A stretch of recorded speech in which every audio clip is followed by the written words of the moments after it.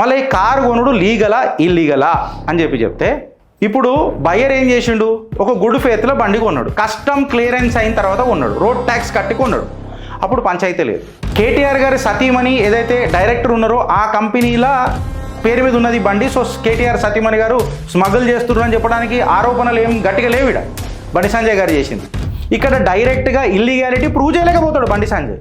మన సంజయ్ మీద ఒక పాట ఉండే, మీ అందరికీ తెలుసో తెలియదు. యువసేన యువసేన కదిలింది బండి సంజయ్ అన్న యువసేన, జై బోలో బండి సంజయ్ అన్నకు జై బోలో అని ఒక పాట రాసిర్రు.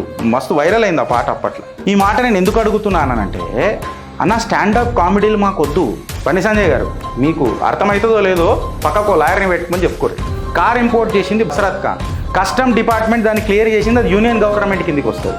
యూనియన్ గవర్నమెంట్లో మళ్ళీ మీ సొంత మినిస్ట్రీయే రెస్పాన్సిబులా, మీ సొంత గవర్నమెంట్ రెస్పాన్సిబులా? ఇవాళ మీరు ఎవరిని మోడీ గారి పరిపాలనకు మచ్చ తీసుకొస్తున్నారు మీరు అడ్డమైన ఆరోపణలు తీసుకొని వచ్చి.